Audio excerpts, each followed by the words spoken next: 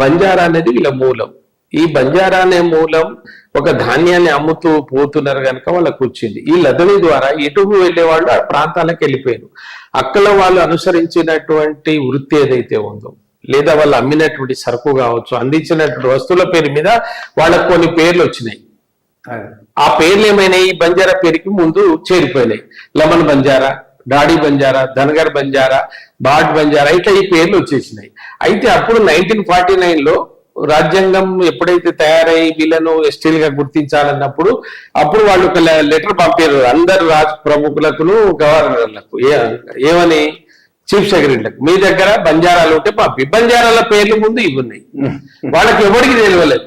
తెలియక చాలా మంది పంపక ఈనాటికి ఈ దేశంలో 12 కోట్లలో కేవలం 5 రాష్ట్రాల్లో ఈ బంజారాలు, అక్కడ తెలిసిన వాళ్ళు, పోరాడిన వాళ్ళు, గిరిజనులు 5 గానికి ఇంకా పాపం వాళ్ళు ఆ రిజర్వేషన్ పొందక వ్యసనాలకు ఇదై మత మార్పులు మార్చి నాశనం అవుతున్నారు. సార్, మనుషులు మనం అందరం కలిసి కొట్లాడితేనే కదా. ఇప్పుడు మేము 7% ఉండగలిగినా వాళ్ళకి 6 ఎమ్మెల్యేలు అవుతారు అంటున్నాను నేను. మేము వెళ్ళిపోయలేక నేను జనాభా ప్రతిపాదిక రాదు కదా. మీ ఎందుకు అనవసరమైంది? ఎవడు ఎక్కిస్తే మనం ఎక్కవద్దు. అందుకోసం మా మిత్రులు మరోసారి చెప్తున్నా, ఇది చాలాసార్లు చర్చలు వచ్చింది. నేను మాట్లాడడం కూడా ఏమని ఎక్స్ప్లెనేషన్ ఇచ్చుకుంటాం. పోదాం కావాలంటే. మరి రేపు నీకు ఏదైనా విభజన అడిగితే 7% మాకు వస్తుంది కదా, రాకుండా ఉంచుతామా తెలంగాణలో?